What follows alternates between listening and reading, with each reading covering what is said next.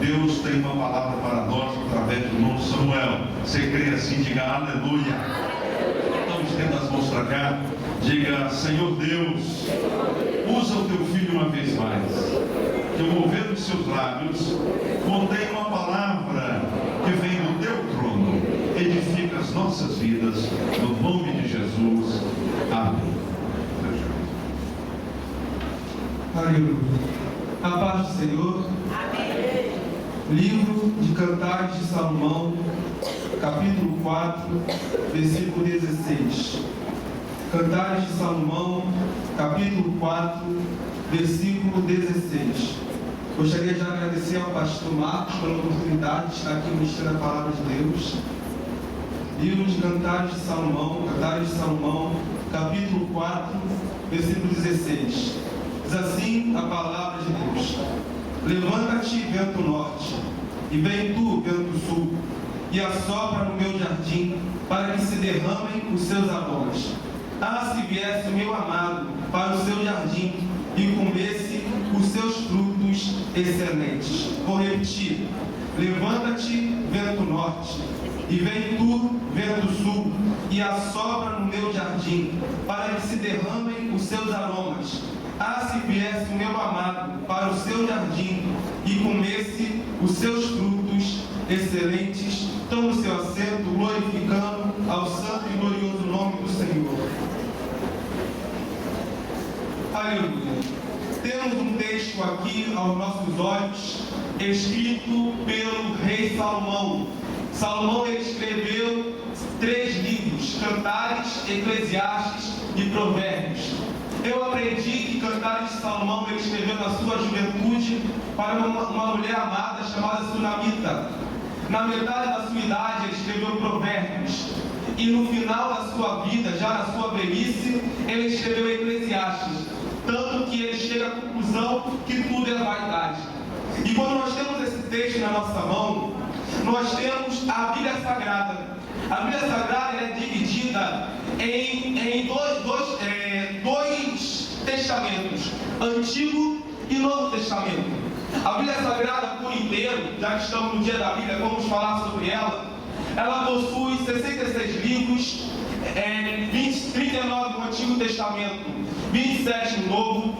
Ela possui 1189 capítulos, 929 capítulos no Antigo Testamento e 260 capítulos no Novo, e 31.173 versículos. Sendo que existem pessoas que utilizam o Antigo Testamento de forma errônea, mas o Antigo Testamento é sim para nós pregarmos ele.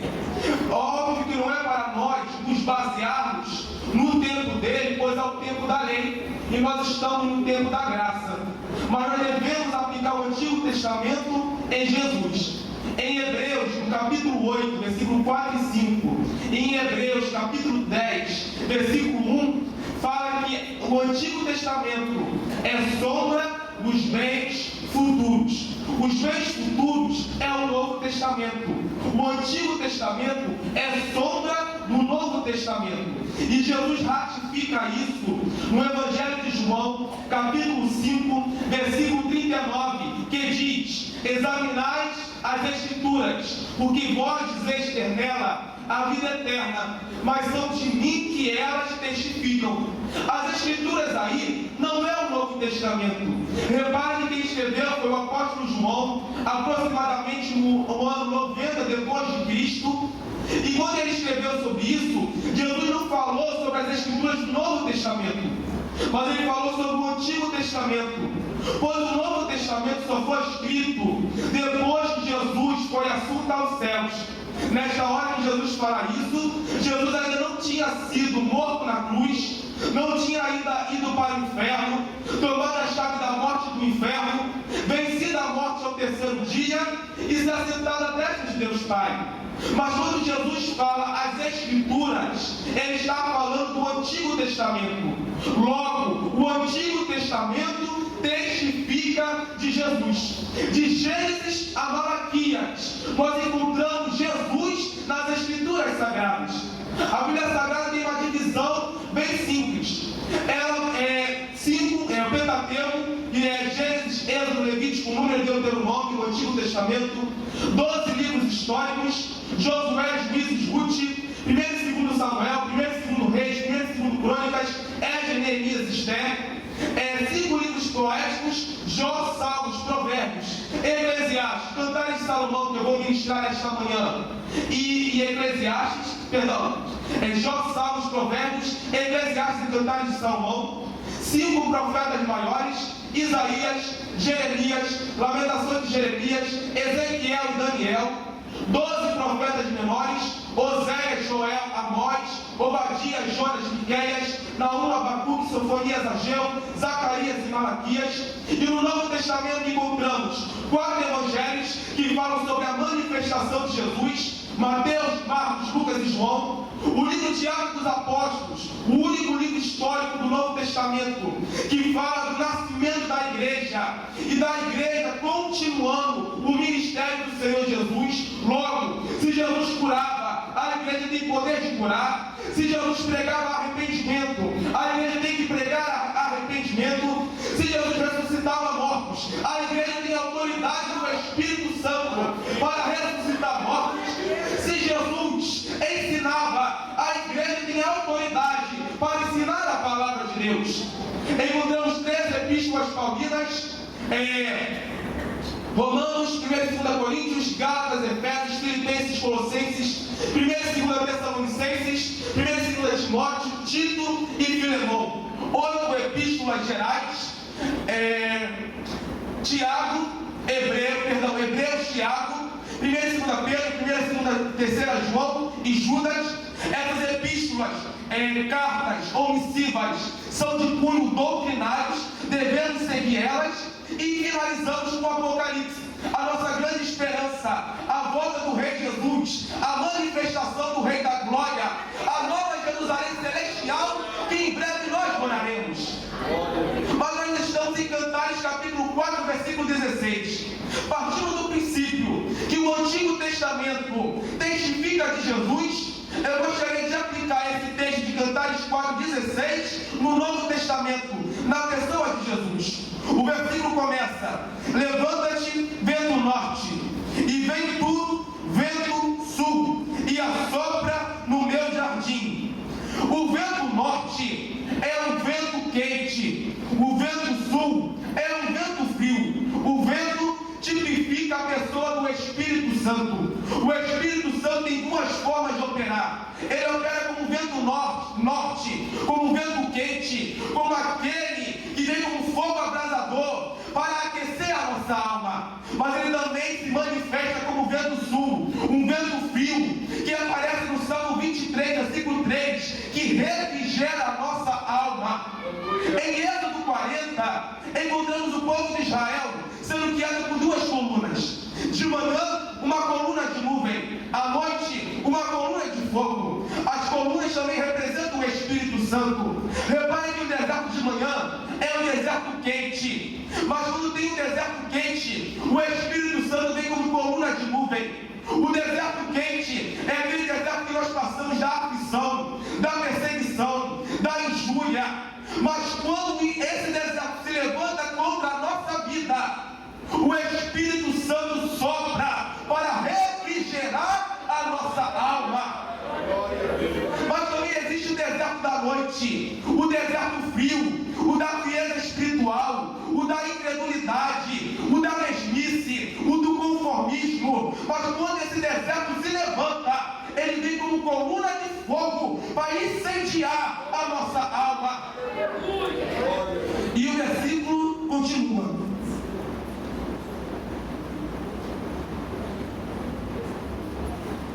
e assopra no meu jardim. O jardim é a igreja. O Espírito Santo está aqui nesta manhã assoprando sobre o seu jardim. O Espírito Santo está assoprando sobre a DIG. O Espírito Santo está assoprando como fogo consumidor para consumir madeira, palha e feno, para consumir as obras da carne. Mas ele também está assoprando como o Espírito Santo que refrigera a nossa alma. Não importa a aflição, não importa a luta, o Espírito Santo está aqui para te levantar como Ezequiel, para falar contigo.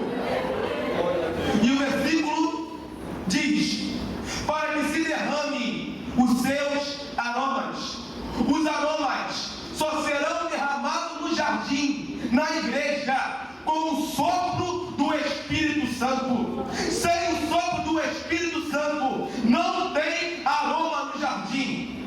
O aroma nós podemos aplicar como o bom cheiro de Cristo. O aroma nós podemos aplicar como os dons espirituais manifestos. O aroma nós podemos aplicar como os dons ministeriais derramados. Mas esse aroma só é derramado na igreja quando o vento do Espírito assopra sobre ela. Quando o vento do Espírito assopra, o jardim pode até estar como um vale de ossos secos, mas ele levanta o exército de vale dos ossos secos, dá vida e enche do Espírito Santo para fazer a diferença. Mas também existem aromas que a igreja derrama no céu. A igreja derrama o aroma da oração. Em Apocalipse 5 fala que a nossa oração é servida em taças de ouro. Nós derramamos o aroma da adoração lá no céu. Conforme você vai derramando a sua alma, o seu coração, conforme você vai adorando, magnificando, glorificando o nome de Jesus, o Espírito Santo vai derramando o seu aroma na igreja, vai derramando o aroma sobre o jardim, vai manifestando dons espirituais, dons de maravilha, dom de cura, dom de fé, dom de profecia, interpretação de profecia, dom da palavra de sabedoria, dom de ciência. Conforme você vai adorando, o Espírito Santo vai te enchendo. O salmista falou: abre bem a tua boca e te encherei. Conforme você vai glorificando, você vai transbordando do poder do Espírito Santo. Se você está fraco, vai glorificando a Deus. Pois em Romanos capítulo 4, versículo 20, Abraão foi fortificado na fé, dando glória a Deus. É dando glória a Deus que a fé é fortificada. É dando glória a Deus que a muralha cai por terra. É dando glória a Deus que Gideão com 300 homens venceu os medianitas. Deus não chamou uma igreja para estar presa a uma certa liturgia, mas Deus chamou uma igreja para ser cheia do aroma do Espírito Santo. A igreja ainda é o palco do mover do Espírito Santo. Ainda é um jardim onde o Espírito Santo passa e vai derramando o bom cheiro de Cristo. O bom cheiro de Cristo são os dons ministeriais. A igreja deve chegar à estatura de varão perfeito, como está em Efésios capítulo 4. Mas precisa dos dons espirituais, versículo 11, dons ministeriais, versículo 11, apóstolo, profeta, evangelista, pastor e doutor. Mas o Espírito Santo está derramando o aroma nesta manhã, está derramando o aroma sobre a vida de cada um de vocês, para vocês saírem daqui transbordando do poder do Espírito Santo, sair cheio do Espírito Santo para fazer a diferença, porque o Espírito Santo, quando derrama o aroma, ele entra no manicômio, ele entra no hospício, ele entra na prisão, liberta o homem, enche do Espírito Santo e faz ele ser um poderoso pregador da palavra.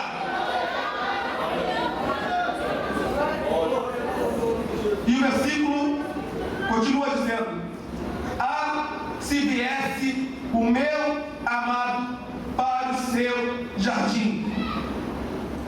No capítulo 5, no versículo 1 de Cantares, nós percebemos que o amado estava no jardim. Olha o que diz: já vim para o meu jardim, irmã minha esposa. Então o amado já estava no jardim. Mas o escritor de Cantares, no capítulo 4, no versículo 16, não teve a sensibilidade de perceber o amado no jardim. Que o jardim, nesta manhã, a igreja, você, a DIG, venha ter a sensibilidade de sentir o amado no jardim.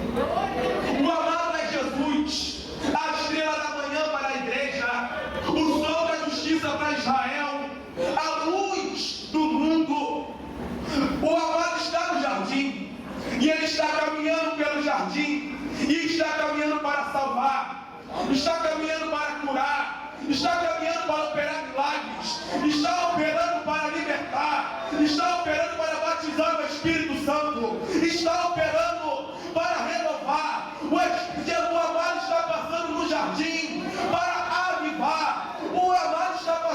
jardim para nos santificar e nos preparar para o arrebatamento.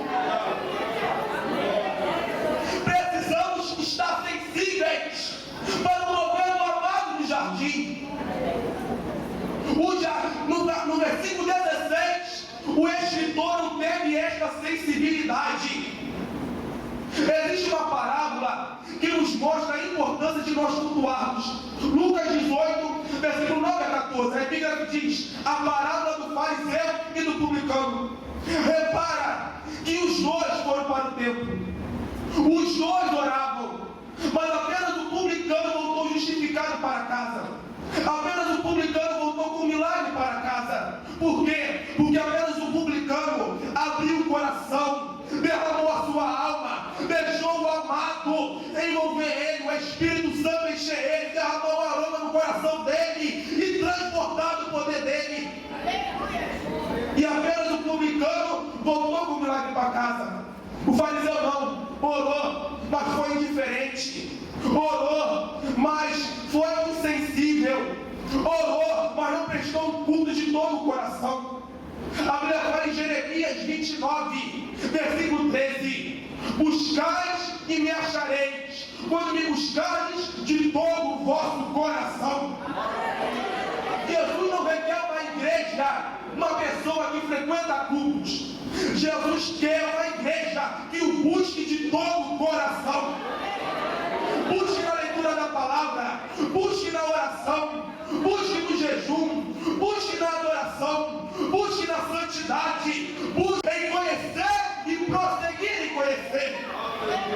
Uma igreja que seja que nem o salmista Davi, no Salmo 27, versículo 4: uma coisa pedi ao Senhor e a buscarei, o que? Carro, casa, riqueza, não, que eu possa estar na casa do Senhor todos os dias da minha vida. Por que, Davi? Para aprender no seu santuário e contemplar a formosura do seu templo. É aqui onde nós contemplamos a formosura de Jesus, o mover de Jesus. Aqui a igreja é cheia para transbordar lá fora e arrebatar almas do inferno.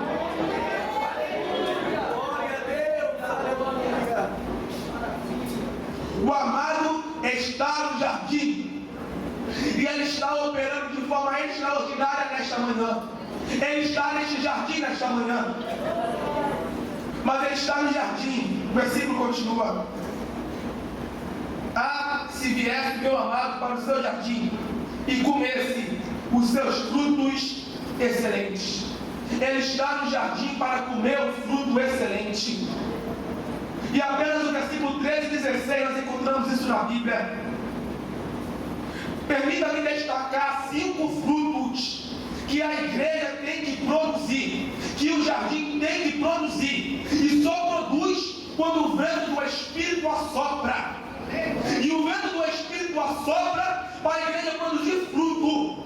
E o amado vem para confirmar este fruto.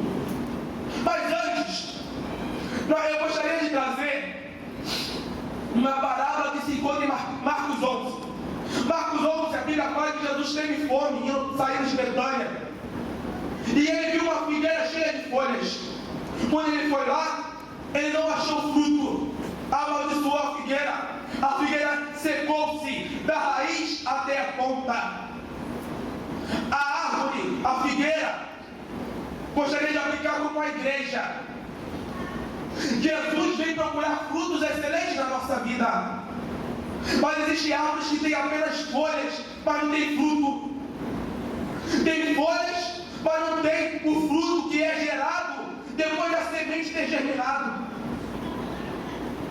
E quando ele não encontra fruto na árvore, infelizmente, ele tem que cortar. Ele tem que tirar do meio. Porque a árvore serve para produzir fruto. Se não produzir fruto, não serve. Mas o Espírito Santo está aqui para fazer a árvore que não produz fruto, produzir de novo. Pois árvore com folha representa pessoas que vivem de aparência. Parece que produz fruto, mas não produz fruto. E nós temos que produzir fruto. Pois Jesus falou que a árvore é conhecida pelo fruto. O mundo conhece a igreja pelas nossas obras, atitudes. Nós temos que produzir fruto para, através do nosso testemunho, Jesus ser glorificado. O primeiro fruto que nós encontramos na Bíblia Sagrada é um fruto digno de arrependimento. Mateus capítulo 3, versículo 7. No versículo 6, João Batista, cheio do Espírito Santo, prega: raça de víboras, quem vos ensinou a fugir da ira futura? A ira futura são os 7 selos, as 7 trombetas e as 7 taças da ira de Deus. Mas João Batista continua: produzir, pois, frutos dignos de arrependimento. A única forma de não ficar na grande tribulação, a única forma de fugir da ira futura é produzindo o fruto digno de arrependimento. O fruto digno de arrependimento é o fruto da transformação de Jesus na nossa vida. É o fruto da regeneração. É o fruto da mudança de vida. O segundo fruto que nós podemos destacar se encontra em Gálatas 5:22. É o fruto do Espírito, um fruto com 9 características diferentes: amor, alegria, paz, longanimidade, benignidade, bondade, fé, mansidão e temperança. Temperança é domínio próprio. Temos que ter domínio próprio. O terceiro fruto que nós podemos destacar se encontra em Filipenses capítulo 1, versículo 9 a 11. É o fruto da justiça. E no versículo 10 fala que o fruto da justiça não causa escândalo. Utilizar um exemplo bem simples: o fruto da justiça é o fruto de Daniel. Procurar algum escândalo, algum vício, algum defeito de Daniel, mas ele deixou o Espírito Santo produzir nele o fruto da justiça, o fruto da retidão. E não encontraram com o que acusar Daniel, pois o fruto da justiça faz a igreja ser testemunha fiel. O quarto fruto, Hebreus capítulo 12, versículo 11, é o fruto pacífico da justiça. É o fruto de Jonas. É quando você está todo errado, fugindo dos chamados de Deus, e Deus te coloca no ventre da baleia para trabalhar com você, e você sai do ventre da baleia para ganhar 120 mil ninivitas para a glória de Jeová.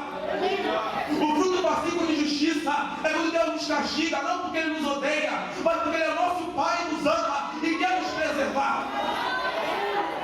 O quinto fruto é o fruto dos lábios, citado em Hebreus capítulo 13, versículo 15. É o fruto de Bartimeu. Marcos 10, a partir do versículo 46, fala sobre Bartimeu. Bartimeu, filho de Timeu, um general de Betel, revolucionário. Timeu morreu, Bartimeu ficou órfão. Os romanos furaram os olhos dele. Ele ficava mendigando com uma capa, com a marca de uma águia, que é o símbolo do Império Romano. Aprendi com o professor Eliade, que é a marca do Império Romano. E ele mendigava, só podia mendigar com aquilo. Então ele escutou que Jesus estava passando. Jesus de Nazaré, um carpinteiro, filho de José, filho de Maria, irmão de Tiago, Simão, Judas, irmão de José, que tinha outras irmãs lá em Nazaré. Então ele olhou e falou: não, esse não é simplesmente Jesus de Nazaré, o carpinteiro. Eu vou dizer quem ele é. Ele é Jesus, o filho de Davi. Ele é o Messias de Isaías 35, que dá visão ao cego, faz mudo cantar, surdo ouvir, coxo saltar como servo, aquele que faz terra seca ser manancial de água vivas. E ele falou: tem misericórdia de mim, Messias. Jesus, filho de Davi, tem misericórdia de mim. Mas a multidão mandou ele se calar: cala a boca, cego. Mas ele continuou insistindo. Jesus olhou para ele e falou: chame-o cá. Ele abriu mão da capa. Isso fala de abrir mão da dependência humana, da dependência dos outros e ter dependência de Deus. Nós temos que ter dependência de Deus, pois ainda somos uma vara enxertada em Jesus. E quando ele foi para Jesus, Jesus olhou para ele e falou: o que queres que eu te faça? Eu quero ver o Rei da Glória. Eu quero ver o bom pastor do Salmo 23. Eu quero ver o profeta sofredor do Salmo 22. Eu quero ver o Rei da Glória do Salmo 24. Eu quero ver o ungido do Senhor que prega liberdade aos cativos de Isaías 61. Eu quero ver o príncipe da paz de Isaías capítulo 9, versículo 6. Eu quero ver a árvore da vida de Gênesis 2. Eu quero ver a semente da mulher de Gênesis capítulo 3, versículo 15. Então Jesus respondeu para ele: seja feito segundo a tua fé. E a Bíblia relata no último versículo de Marcos 10 que Bartimeu foi junto ao caminho, louvando, glorificando, magnificando aquele que era, aquele que é e aquele que é de mim. Por quê? Porque o fruto dos lábios foi produzido. Mas o fruto excelente, voltando para Cantares 4,16, o fruto excelente, eu entendo, não sei se o pastor vai concordar comigo, mas eu entendo que é o amor. Porque em Colossenses capítulo 3, versículo 14, diz: revesti-los do amor, que é o vínculo da perfeição. Eu entendo que o fruto excelente é o amor de Cristo derramado ao nosso coração. É quando nós amamos o próximo sem querer nada em troca. Não estou dizendo que é fácil, mas estou dizendo que se o Espírito Santo assoprar no jardim, esse amor é produzido no nosso coração. O Espírito Santo está soprando nesta manhã para produzir o fruto excelente. E quando o fruto excelente é produzido, o fruto do amor é produzido, nós reanimamos os salmos. Filemão, versículo 7, Paulo escreve assim: tive grande gozo e alegria por ti, ó irmão Filemão, porque por causa do teu amor os santos foram reanimados. Outras versões, reavivados. O fruto excelente reanima, reaviva os santos da igreja, reanima as pessoas da sua casa a buscarem a Deus, a adorar. Se seu filho não é evangélico, deixa o Espírito Santo produzir o fruto excelente para você ganhar ele para Jesus. Se o esposo não é, o fruto excelente vai animar ele a vir para a igreja. O fruto excelente, quando o fruto excelente é produzido, nós amamos o nosso inimigo, bendizemos o que nos maldiz, abençoamos o que nos amaldiçoa. Não é fácil, mas quando o Espírito Santo sopra sobre o jardim, esse fruto é produzido. O Espírito Santo está soprando nesta manhã. O Espírito Santo está soprando para batizar, para renovar, para frutos serem produzidos. Muitas pessoas no tribunal de Cristo receberão mais duro juízo, porque foram confrontados com vários sermões, com vários homens usados por Deus, e continuaram da mesma forma. Mas nesta manhã, creio eu que o Espírito Santo vai transformar você, pois você está abrindo o seu coração para ser transformado pelo poder do Espírito Santo. Fique de pé, glorificando, magnificando o nome de Jesus. Aleluia. Eu gostaria de perguntar se tem alguém aqui que gostaria de se reconciliar com Jesus. Você que é a primeira vez que está aqui, primeira vez que veio visitar a igreja, e o amado Jesus tocou no seu coração, o Espírito Santo soprou sobre a sua vida, e Ele está te chamando para nesta manhã vir aqui na frente, entregar sua vida para Jesus. Se tem alguém que se afastou, Jesus te ama, e Ele quer transformar a sua história. Ele quer mudar a sua vida. Ele quer produzir em você frutos excelentes. Ele quer fazer você um jardim com manancial de água vivas.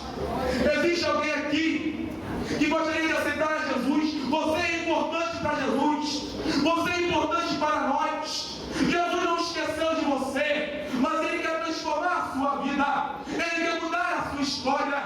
Jesus te ama e Ele quer mudar a sua vida.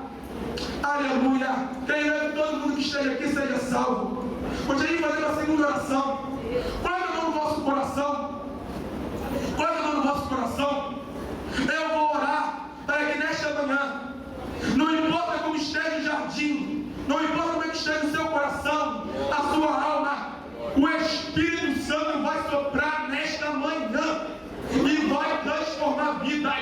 Quando o Espírito Santo sopra, o vale dos ossos secos cria vida. Quando o Espírito Santo sopra, aquilo que é sem forma e vazio cria luz, dá luz. Quando o Espírito Santo sopra, as pessoas são transformadas, pois é impossível ter um encontro real com o Espírito Santo e não ser transformado. Feche seus olhos, comece a orar. Espírito Santo de Deus, eu lhe peço no nome de Jesus, assopra sobre a sua igreja, assopra sobre o seu ministério, assopra, Pai querido, sobre a sua casa, assopra sobre o seu jardim. Começa a trazer vidas, começa a trazer, Pai querido, em nome de Jesus, avivamento. Começa a trazer, Pai querido, avivamento, renovação, manifestação dos dons espirituais. Queremos sim, Pai querido, ser uma igreja do arrebatamento, cheia do Espírito Santo. Espírito Santo, toca, Pai querido, para que mais almas venham ser salvas, em nome de Jesus, em nome de Jesus, em nome de Jesus. Obrigado,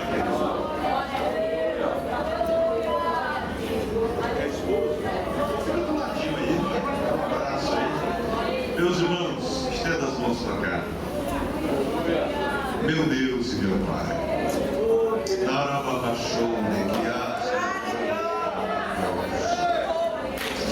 Senhor, continua abençoando teu filho, guardando este mundo mal.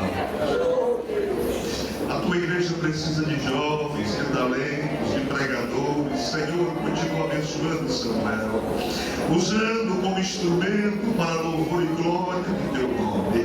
Guarda o seu coração, guarda a sua mente, guarda a sua vida, e a cada dia fortalece o Senhor. Aumenta-o em sabedoria e graça diante de ti, diante dos homens. Nós o abençoamos assim no nome de Jesus. Amém.